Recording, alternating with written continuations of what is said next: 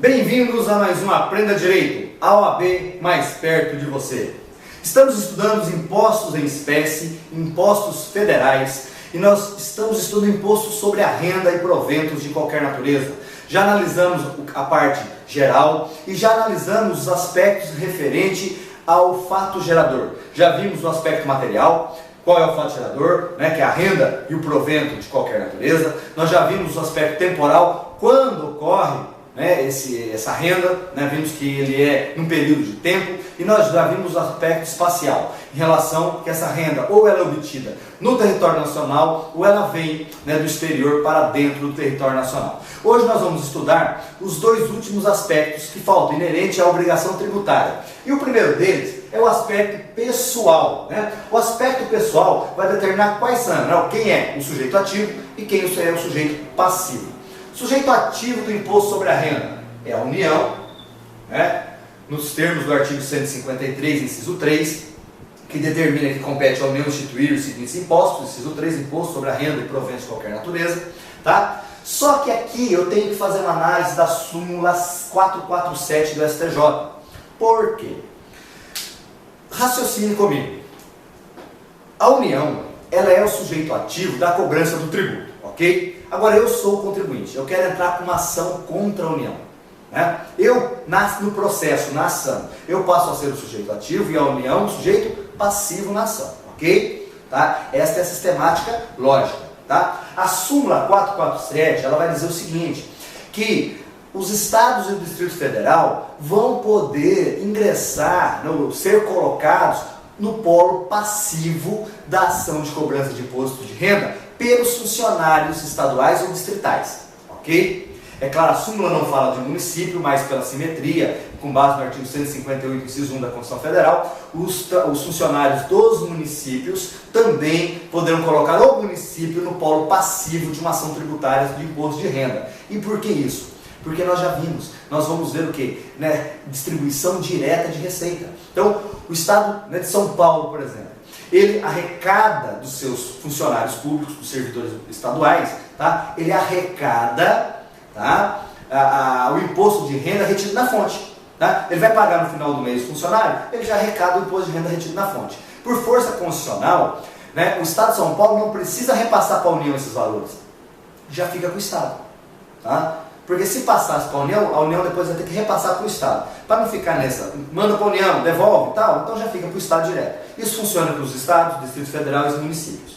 Tá? Todos eles, quando tratam do pagamento de seus funcionários, eles retêm na fonte o imposto de renda e esse imposto de renda não é repassado para a União. Fica com esses entes federativos. Beleza? Tá. O que a súmula e esse entendimento coloca? Que eu, funcionário estadual, quero entrar com uma ação contra a União em relação ao imposto de renda, porque houve uma cobrança maior. Eu posso entrar contra a União?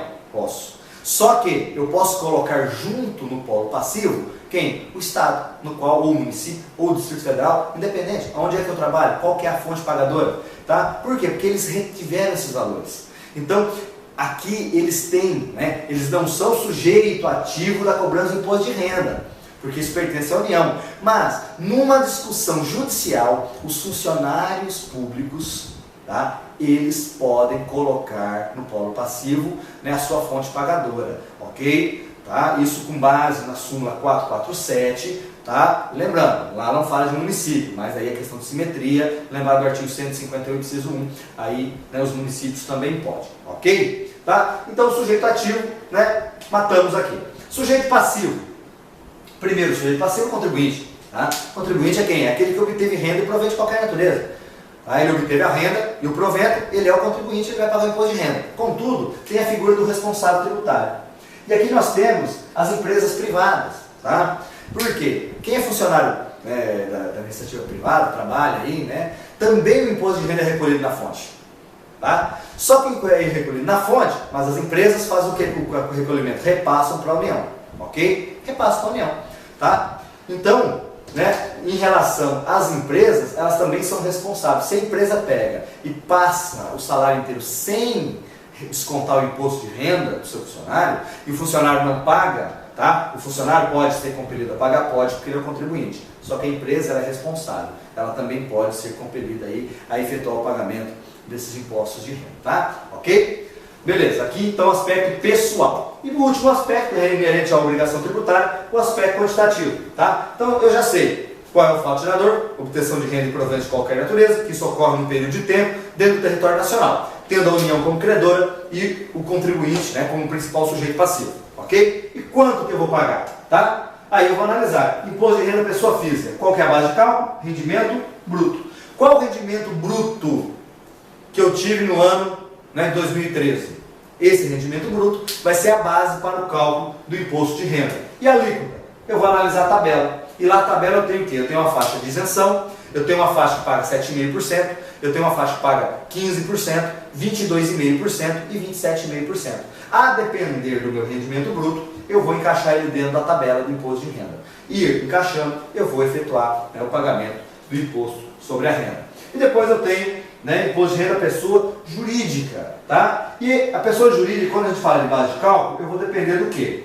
Ou vai ser o lucro real, aquela empresa que tem uma contabilidade, né, bem realizada, uma contabilidade, né, que foi realizada para se chegar realmente qual é o lucro da empresa, tá? Então, vai ser o lucro real, vai se chegar num lucro e esse lucro vai ser utilizado para base para o cálculo do imposto de renda. Mas eu tenho empresas que é pelo lucro presumido, aí vai se chegar numa estimativa, tá? Vai se presumir uma estimativa de qual seria o lucro da empresa. E essa estimativa vai ser utilizada como base para o cálculo do imposto sobre a renda, tá?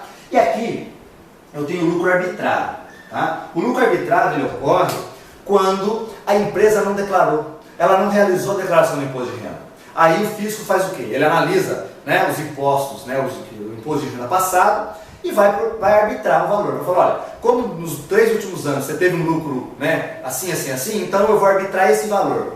A empresa vai poder falar assim, não, mas eu não tinha esse lucro. Ué, se você não quisesse pagar, fizesse a declaração do imposto de renda. Não fez, o fisco vai arbitrar. Aí esse valor que foi arbitrado vai servir de quê? De base para o cálculo do imposto de renda. E qual é a alíquota, né, do imposto de renda pessoa jurídica? Em regra, 15% sobre esse lucro, seja ele real, presumido ou arbitrado. Vai ser efetivado o pagamento. Ok? Então aqui nós terminando um estudo, é claro, né, um estudo não, né, pormenorizado, mas um estudo mais abrangente sobre o imposto sobre a renda. E nós nos encontramos no nosso próximo encontro em Aprenda Direito, a OAB mais perto de você.